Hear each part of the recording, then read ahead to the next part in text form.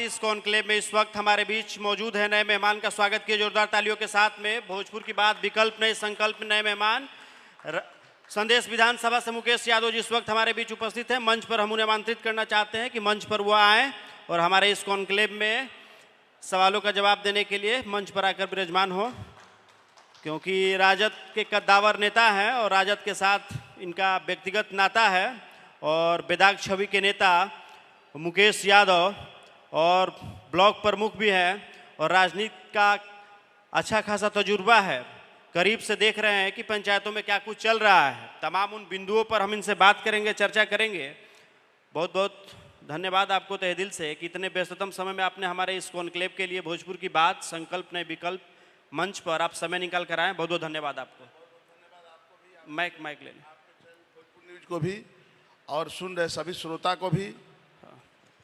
चलिए, हम ये जानना चाहते हैं आपसे कि संदेश विधानसभा को लेकर, क्योंकि संदेश विधानसभा से आपका नाता रहा और संदेश विधानसभा के तमाम पंचायतों में आप जाते हैं, लोगों से मिलते भी हैं।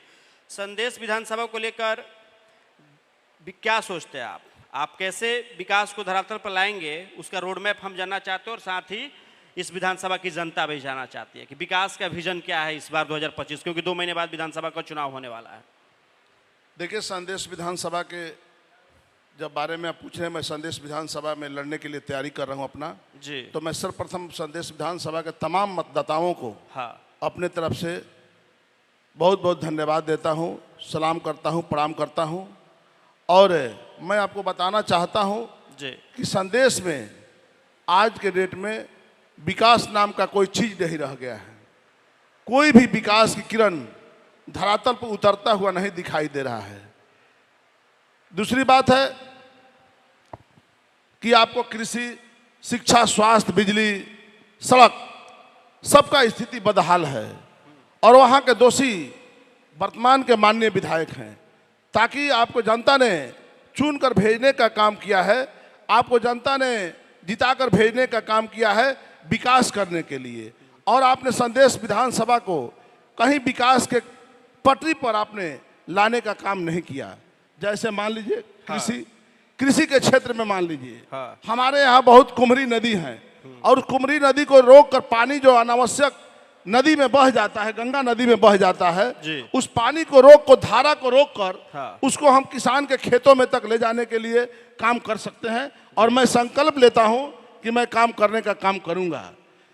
जहां तक माननीय विधायक जी के द्वारा अगले चुनाव में, विगत चुनाव में कहा गया था कि जितने ट्यूबवेल खराब हैं उसको मैं बनवाने का काम करूंगा, लेकिन कहीं ट्यूबवेल बना नहीं।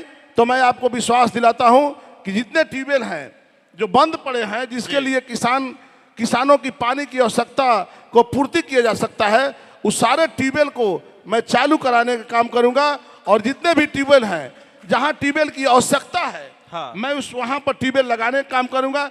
इसलिए कि मेरा तापा इलाका जहां पर नहरों की कमी है वहां ट्यूबवेल से ही पानी की व्यवस्था की जा सकती है। वहां पर जहां जहां आवश्यकता होगी मैं ट्यूबवेल लगाकर पानी किसानों के खेतों में देने का काम करूंगा। चलिए, वो दौर था जब आप बहुत छोटे होंगे, तो उस समय संदेश विधानसभा क्योंकि किसान परिवार से आपका नाता रहा है और वो क्षेत्र संदेश विधानसभा कृषि क्षेत्र है और वहाँ पे लगातार लोग बड़े मात्रा में खेती भी करते हैं। बहुत से अधिकांश तो लोग उसी पर डिपेंड है वहाँ पे। लेकिन आज जिस ट्यूबवेल की आप बात कर रहे हैं, लगता है कि वो ट्यूबवेल के माध्यम लोगों तक जो जल नहीं पहुँच पा रहा है, उसका कारण जो अभी पीछे आपने कहा है कि वहाँ का वर्तमान विधायक इसके जिम्मेवार है और आने वाले समय में आप उस ट्यूबवेल को मरम्मत कराने का काम करेंगे और किसान के खेतों तक पानी पहुँचाएंगे। तो ये हम आंकड़ा जानना चाहते हैं कि संदेश विधानसभा में कितने ऐसे ट्यूबवेल होंगे कि जो किसान के खेतों तक पानी आज की तारीख में भी नहीं पहुँच पा रहा है। आपको मैं बताना चाहता हूँ, संदेश विधानसभा के लगभग 5-10% ट्यूबवेल चालू होंगे। इसके बाद सारे ट्यूबवेल या तो बिजली के चलते या उसके मशीन बंद है या उसका समसेबुल खराब है या उसका पानी का बोर खराब है। इसके चलते छोटे छोटे कारणों के चलते आज ट्यूबवेल बंद पड़े हैं। नहरों की क्या स्थिति है? नहरों की स्थिति जो है आप देख रहे होंगे, नहर बंद पड़ा हुआ है। खुदाई के बगैर नहर में पानी नहीं आ रहा है। हमारे यहाँ 2 कुमरी नदी है।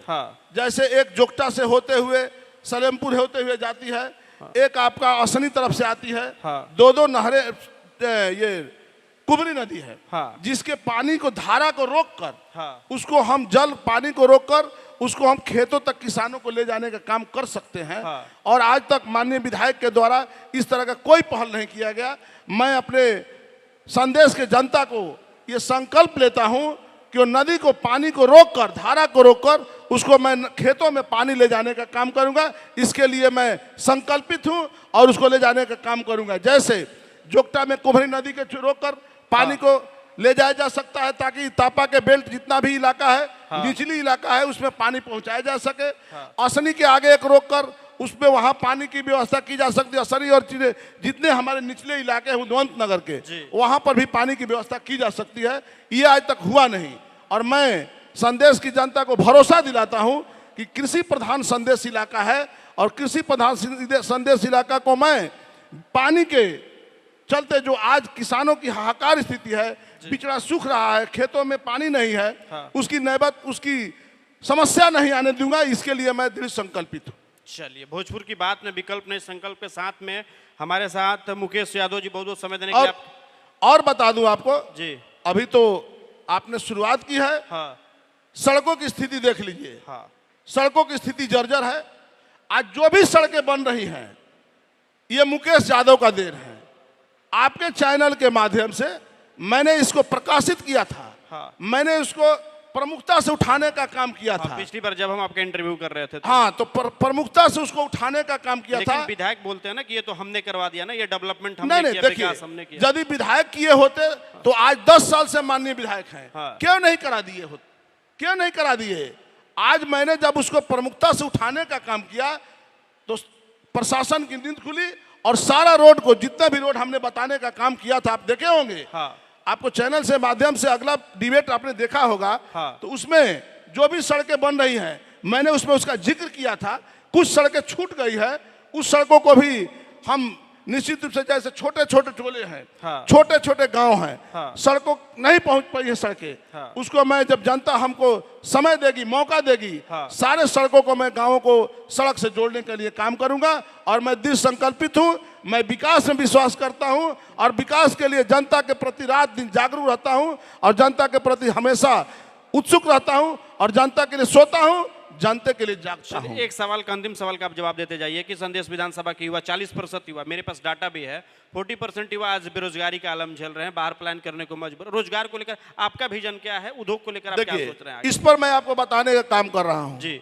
संदेश में आज तक कोई ऐसा उद्योग धंधा नहीं लगा, हाँ। जिससे कि बेरोजगारों को रोजगार मिल सके। हाँ। मैं निश्चित रूप से, जनता हमें समय देगी, हाँ। तो मैं सरकार से दरखास्त करूंगा कि मेरे संदेश विधानसभा में बड़े से बड़े उद्योग लगाए जाए, जिससे हमारे बेरोजगारों को, जो 40% बेरोजगार घूम रहे हैं, हाँ। नौजवान घूम रहे हैं, काम, हाथों में काम नहीं मिल रहा है, उस रोजगार, उस उद्योग धंधे खोलने से उसको रोजगार, उन नौजवानों को रोजगार मिल सकेगा, और नौजवान खुशहाल हो सकेंगे।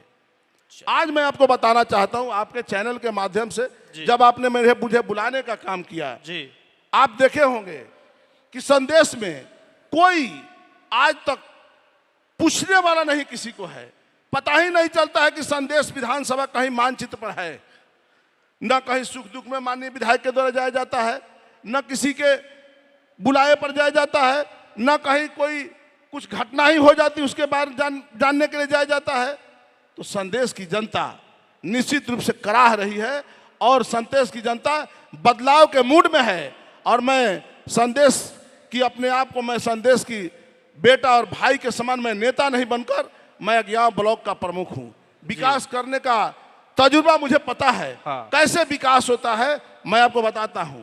संदेश जैसे अज्ञाव का मैंने विकास किया है, मैंने लंबे समय से अज्ञाव का प्रतिनिधित्व करते आ रहा हूं, और मुझे विकास करने का तजुर्बा है।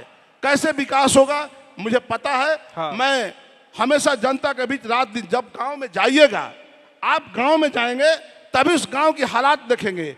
आप सड़कों पर जाएंगे, विधानसभा के सड़कों पर जाएंगे, तब पता चलेगी हमारे विधानसभा की सड़कें कैसी है। लेकिन अब जाएंगे ही नहीं, आपका गाड़ी सीधे उठता है यहाँ से, घर से, और पटना की तरफ मूव कर जाता है, और संदेश विधानसभा में नहीं जाइएगा तो आप रोड को कैसे देख पाइएगा? कैसे देखिए कि मेरा संदेश का हालात क्या है? इसलिए जब चुनाव आता है, यानी कि संदेश की सड़कों और संदेश के जितने भी शिक्षा की बात करें, स्वास्थ्य की बात करें या किसानों की बात करें, तो मुकेश यादव समझते हैं भली बात है कि क्या है। स्वास्थ्य की हालात, आपने स्वास्थ्य की बात की, आपने अगले डिबेट में मैंने बताने का काम किया था। संदेश में रेफरल अस्पताल है, हाँ जीर्ण शीर्ण अवस्था में है जी। आज वहां पर बैठने के लिए डॉक्टर लोग की जगह नहीं है।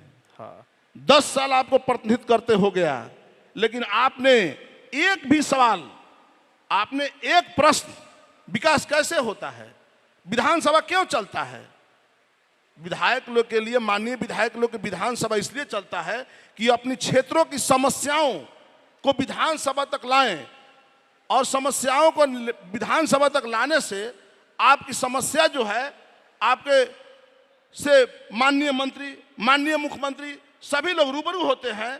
माननीय सभी लोग रूबरू होने के बाद उस पर विकास होता है। लेकिन संदेश विधानसभा के एक भी प्रश्न, एक भी सवाल यदि 10 साल में एक भी प्रश्न आज तक नहीं आया है, और आज तक अभी तक एक भी प्रश्न आने का काम नहीं किया है कि हमारे विधानसभा में कुछ होना चाहिए, तो क्या विकास होगा? चलिए, अभी जो आपने बताया उसके लिए बहुत बहुत धन्यवाद आपको कि आपने अपना विजन बताया कि संदेश में कैसे आप विकास करेंगे, क्योंकि ब्लॉक प्रमुख होने के नाते जो विकास आपने अपने प्रखंड में पहुंचाया है, तो कहीं ना कहीं वो तजुर्बा है जो काम करेगा आने वाले समय में, आने वाले दिनों में। लेकिन मैं आपको एक और बात बताना चाहता हूं। है?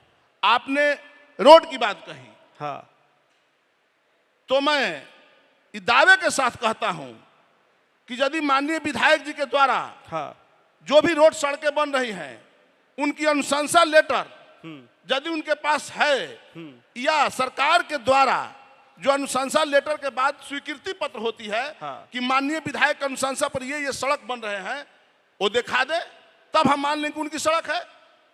मैंने जो बोला आपके चैनल के माध्यम से, मैंने आपके प्रश्न को रखने का काम किया, तो प्रशासन के लोगों ने आनन फानन में सभी सड़कों को स्वीकृति प्रदान करने का काम किया। आने वाले समय में हम उनसे भी जवाब लेंगे, और समय देने के लिए, इस मंच पर हमारे आने के लिए आपको बहुत बहुत धन्यवाद। और इसी तरह हमेशा जब भी हमारा कॉन्क्लेव बहुत बहुत धन्यवाद।